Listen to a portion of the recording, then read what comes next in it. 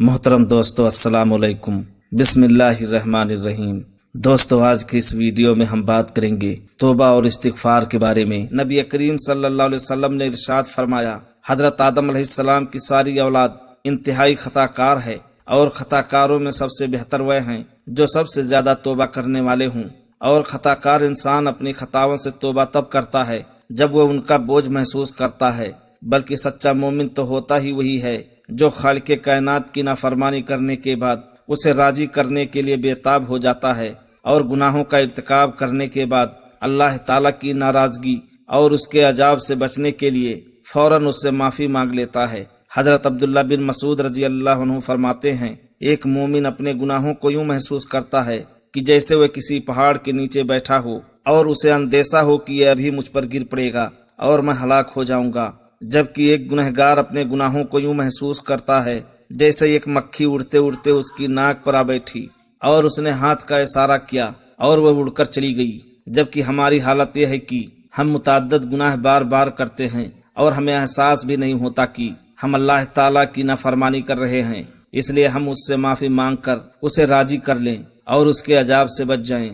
اور بہت سارے مسلمان بڑے بڑے گناہوں کا ارتکاب کرتے ہیں، لیکن ایسے لگتا ہے کہ جیسے انہیں ان گناہوں کے عذاب کا کوئی ڈر نہیں۔ مثلا درباروں اور مزاروں پر جا کر غیر اللہ کے سامنے سجدہ ریز ہوتے ہیں، ان کے نام کی نظر و نیاز پیش کرتے ہیں، انہیں حاجت روا اور مشکل کشا تصور کرتے ہوئے ان سے مانگتے ہیں، ان سے امیدیں وابستہ کرتے ہیں، یا انہیں اپنی حاجات کے لیے اللہ تعالیٰ کی طرف وسیلہ بناتے ہیں اور مشکلات میں ان کو پکارتے ہیں۔ یہ سب کچھ کرنے کے باوجود انہیں احساس تک نہیں ہوتا کہ وہ ان شرکیہ کام کے ذریعے اللہ تعالیٰ کی ناراضگی مول لے رہے ہیں، اور اللہ نہ کرے اگر اسی حالت میں وہ مر جائیں تو سیدھے جہنم میں جائیں گے۔ اس کے برعکس وہ اپنے اس طرز عمل پر بالکل مطمئن دکھائی دیتے ہیں، اور اگر کوئی موحد انہیں شرک سے ڈرائے اور عقیدہ توحید کو اختیار کرنے کی نصیحت کرے تو وہ شرک سے برات اور سچے دل سے توبہ کرنے کی بجائے اس کے گلے پڑ جاتے ہیں، یا کم از کم اسے مختلف القاب سے نوازتے ہوئے اس کی دعوت کو قابل اتنا ہی نہیں سمجھتے۔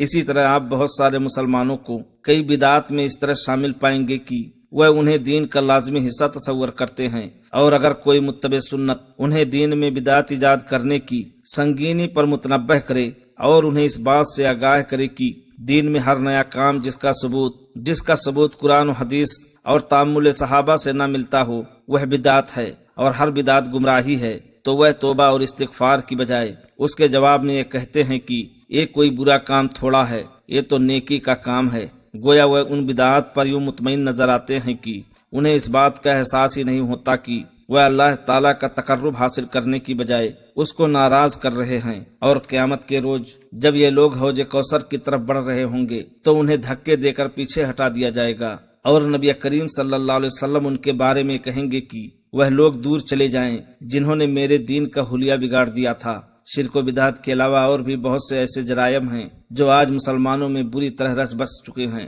اور مسلمان ان کے ایسے خوگر ہیں کہ انہیں گناہ ہی نہیں سمجھتے۔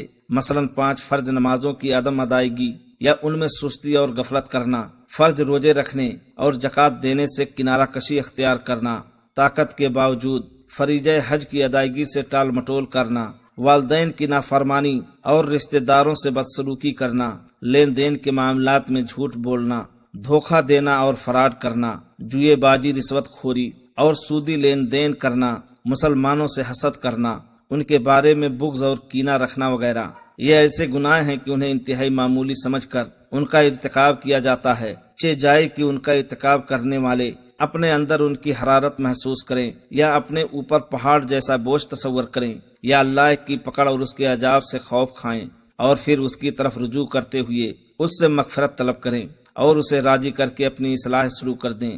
حضرت انس رضی اللہ عنہ اپنے دور کے لوگوں سے کہا کرتے تھے، بے شک تم ایسے عمل کرتے ہو جو تمہاری نظروں میں بال سے باریک یعنی معمولی ہیں، جبکہ ہم انہیں نبی کریم صلی اللہ علیہ وسلم کے عہد میں مہلک گناہوں میں شمار کرتے تھے۔ یہ اس دور کی بات ہے جب صحابہ کرام اور ان کے تربیت یافتہ لوگ تابعین کرام موجود تھے، اور یقیناً وہ دور نبی کریم کی وفات کے بعد سب سے بہتر دور تھا، اور اس میں وہ بڑے بڑے گناہ یا تو بالکل ناپید تھے یا انتہائی کم تھے، جنہیں آج کے دور میں یا تو گناہ ہی نہیں سمجھا جاتا یا انتہائی معمولی سمجھ کر ان کا سرعام ارتکاب کیا جاتا ہے۔ حضرت انس رضی اللہ عنہ اپنے دور میں لوگوں کو جن معمولی گناہوں کا ارتکاب کرتے ہوئے دیکھتے تھے ان کے بارے میں فرمایا کرتے تھے کہ ہم انہیں رسول اللہ کے عہد میں مہلک گناہوں میں شمار کیا کرتے تھے۔ اگر حضرت انس رضی اللہ عنہ آج کے دور میں ہوتے اور لوگوں کو شرک و بدعت، بدکاری، ڈاکہ زنی، قتل و غارت، سودی لین دین اور فحاشی جیسے کبیرہ گناہوں میں مبتلا دیکھتے تو معلوم نہیں وہ کیا کہتے۔ اور جہاں تک نبی کریم صلی اللہ علیہ وسلم کے دور کا تعلق ہے تو اس میں اگر کسی مسلمان سے کوئی بڑا گناہ سرزد ہو جاتا تو وہ اس وقت تک چین سے نہ بیٹھتا جب تک کہ وہ سچی توبہ کرتے ہوئے اپنے آپ کو اس گناہ کی سزا کے لیے پیش نہ کر دیتا۔ اس سلسلے میں 3 واقعات ذکر کیے جاتے ہیں۔ حضرت عمران بن حسین رضی اللہ عنہ بیان کرتے ہیں کہ جوہینہ قبیلے کی ایک عورت نبی کریم صلی اللہ علیہ وسلم کی خدمت میں حاضر ہوئی جو جنا کی وجہ سے حاملہ تھی۔ اس نے کہا، اے اللہ کے رسول، میں نے اللہ کی حد کو پامال کیا ہے، لہٰذا آپ مجھ پر وہ حد قائم کریں۔ تو نبی کریم صلی اللہ علیہ وسلم نے اس کے سرپرست کو بلایا اور اسے حکم دیا کہ اس سے اچھا سلوک کرو اور جب یہ بچہ جنم دے اسے میرے پاس لے آنا۔ چنانچہ اس شخص نے ایسا ہی کیا۔ پھر آپ صلی اللہ علیہ وسلم نے حکم دیا کہ اس کے کپڑے اس پر کس دیے جائیں اور اسے رجم کر دیا جائے۔ جب اسے رجم کی سزا دے دی گئی تو آپ صلی اللہ علیہ وسلم نے اس کی نماز جنازہ پڑھائی۔ تب حضرت عمر رضی اللہ عنہ نے کہا، اے اللہ کے نبی، آپ نے اس کی نماز جنازہ پڑھائی حالانکہ اس نے بدکاری کا ارتکاب کیا تھا۔ تو آپ صلی اللہ علیہ وسلم نے جواب دیا، اس خاتون نے ایسی توبہ کی ہے کہ اگر اسے اہل مدینہ کے 70 افراد میں تقسیم کیا جائے تو سب کے لیے کافی ہو جائے۔ اس سے اچھی توبہ کیا ہو سکتی ہے کہ اس نے اپنی جان ہی اللہ تعالیٰ کی رضا کے لیے قربان کر دی۔ حضرت بریدہ رضی اللہ عنہ بیان کرتے ہیں کہ ماعز بن مالک رضی اللہ عنہ نبی کریم صلی اللہ علیہ وسلم کی خدمت میں حاضر ہوئے اور کہنے لگے، اے اللہ کے رسول، مجھے پاک کیجیے۔ آپ صلی اللہ علیہ وسلم نے فرمایا، تم پر افسوس ہے، جاؤ اللہ سے معافی مانگو اور توبہ کر لو۔ ماعز رضی اللہ عنہ تھوڑی دور گئے اور پھر واپس لوٹ آئے۔ دوبارہ کہا، یا اللہ کے رسول، مجھے پاک کیجیے۔ آپ صلی اللہ علیہ وسلم نے انہیں پھر بھی وہی جواب دیا کہ جاؤ اللہ سے معافی مانگو اور توبہ کر لو۔ وہ تھوڑی دور جا کر پھر واپس لوٹ آئے اور پھر بھی یہی عرض کیا کہ اللہ کے رسول، مجھے پاک کیجیے۔ آپ صلی اللہ علیہ وسلم نے تیسری بار بھی انہیں وہی جواب دیا۔ اس کے بعد جب وہ چوتھی مرتبہ آئے اور وہی بات کی تو آپ صلی اللہ علیہ وسلم نے فرمایا، تمہیں کس چیز سے پاک کروں؟ تو انہوں نے کہا، جنا سے۔ آپ صلی اللہ علیہ وسلم نے لوگوں سے اس کے بارے میں پوچھا کہ کیا ان کا دماغی توازن ٹھیک ہے؟ لوگوں نے آپ صلی اللہ علیہ وسلم کو بتایا کہ ہاں، ان کا دماغی توازن بالکل ٹھیک ہے۔ پھر آپ صلی اللہ علیہ وسلم نے پوچھا کہ انہوں نے کہیں شراب تو نہیں پی رکھی؟ چنانچہ ایک آدمی ان کے پاس گیا اور ان کے منہ کو سونگھا۔ پھر آپ صلی اللہ علیہ وسلم کو آگاہ کیا کہ ان کے منہ سے شراب کی بو محسوس نہیں ہوتی۔ تب آپ صلی اللہ علیہ وسلم نے ان سے پوچھا، کیا تم نے واقعتاً زنا کیا ہے؟ انہوں نے کہا، جی ہاں۔ تو آپ صلی اللہ علیہ وسلم نے تو ان پر رجم کی سزا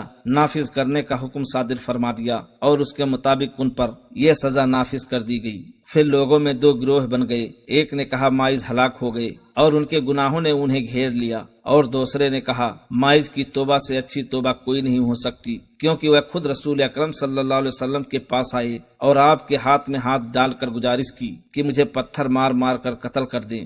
بعد ازاں 2-3 روز گزر گئے۔ پھر رسول اکرم صلی اللہ علیہ وسلم صحابہ اکرام کی مجلس میں تشریف لائے، انہیں سلام کہا اور بیٹھ گئے۔ اس کے بعد فرمایا، تم ماعز کے لیے مغفرت کی دعا کرو۔ چنانچہ صحابہ کرام نے دعا کرتے ہوئے کہا، اللہ تعالیٰ ماعز بن مالک کو معاف کرے۔ تب آپ صلی اللہ علیہ وسلم نے فرمایا، انہوں نے ایسی توبہ کی ہے کہ اگر اسے لوگوں کے ایک گروہ میں تقسیم کیا جائے تو ان سب کو کافی ہو جائے۔ حضرت بریدہ رضی اللہ عنہ کہتے ہیں، پھر آپ صلی اللہ علیہ وسلم کے پاس ایک گامدیا عورت آئی اور اس نے کہا، اللہ کے رسول مجھے بھی پاک کیجیے۔ آپ صلی اللہ علیہ وسلم نے فرمایا، تم پر افسوس ہے، جاؤ اللہ سے معافی مانگو اور توبہ کر لو۔ اس نے کہا، مجھے لگتا ہے کہ آپ مجھے بھی اسی طرح واپس لوٹا رہے ہیں جیسے آپ نے ماعز کو لوٹا دیا تھا۔ آپ صلی اللہ علیہ وسلم نے فرمایا، اس سے تمہارا کیا تعلق ہے؟ اس نے کہا، میں اسی سے ہی تو حاملہ ہوں۔ آپ صلی اللہ علیہ وسلم نے فرمایا، اچھا وہ تم ہو؟ اس نے کہا، جی ہاں۔ تو آپ صلی اللہ علیہ وسلم نے فرمایا، ابھی نہیں، یہاں تک کہ تم بچے کو جنم دو۔ حضرت بریدہ رضی اللہ عنہ کہتے ہیں، ایک انصاری صحابی نے اس خاتون کی کفالت کی یہاں تک کہ اس نے بچہ جنم دے دیا۔ پھر وہ نبی کریم صلی اللہ علیہ وسلم کی خدمت میں حاضر ہوئے اور آپ کو اطلاع دی کہ اس خاتون نے بچہ جنم دے دیا ہے۔ تو آپ صلی اللہ علیہ وسلم نے فرمایا، اسے ہم ابھی رجم نہیں کرتے کہ اس کے بچے کو اس طرح چھوڑ دیں اور اسے دودھ پلانے والا کوئی نہ ہو۔ تو ایک انصاری نے کہا، اے اللہ کے نبی، اس کی رضاعت میرے ذمے ہے۔ چنانچہ آپ صلی اللہ علیہ وسلم نے اسے رجم کرنے کا حکم صادر کر دیا۔ اور ایک روایت میں ہے کہ بچہ جنم دینے کے فوراً بعد وہ خاتون آپ صلی اللہ علیہ وسلم کی خدمت میں حاضر ہوئی۔ اس نے اپنے بچے کو کپڑے کے ایک ٹکڑے میں لپیٹا ہوا تھا تو آپ صلی اللہ علیہ وسلم نے فرمایا، جاؤ اسے دودھ پلاؤ یہاں تک کہ یہ دودھ پینا چھوڑ دے۔ چنانچہ وہ عورت چلی گئی۔ پھر کچھ عرصہ بعد واپس لوٹی تو اس کے بچے کے ہاتھ میں روٹی کا ایک ٹکڑا تھا۔ اس نے کہا، اللہ کے رسول، اس بچے نے دودھ چھوڑ دیا ہے اور اب کھانا کھانے کے قابل ہو گیا ہے۔ تب آپ صلی اللہ علیہ وسلم نے اس بچے کو ایک مسلمان کے سپرد کر دیا اور خاتون کے بارے میں حکم صادر فرمایا کہ اس کے سینے تک کھدائی کر کے اسے رجم کر دیا جائے۔ چنانچہ لوگوں نے اسے رجم کیا۔ اسی دوران حضرت خالد بن ولید رضی اللہ عنہ آئے، ایک پتھر اٹھایا اور اس کے سر پہ دے مارا، جس سے اس کے خون کے کچھ چھینٹے ان کے چہرے پر بھی آ لگے۔ انہوں نے اسے برا بھلا کہا، جسے نبی کریم صلی اللہ علیہ وسلم نے سن لیا تو آپ صلی اللہ علیہ وسلم نے فرمایا، خالد ٹھہر جاؤ، اس ذات کی قسم جس کے ہاتھ میں میری جان ہے، اس نے ایسی توبہ کی ہے کہ ایک ٹیکس لینے والا ظالم بھی ایسی توبہ کرتا تو اسے بھی معاف کر دیا جاتا۔ پھر آپ صلی اللہ علیہ وسلم نے اس کی نماز جنازہ پڑھائی اور اسے دفن کر دیا گیا۔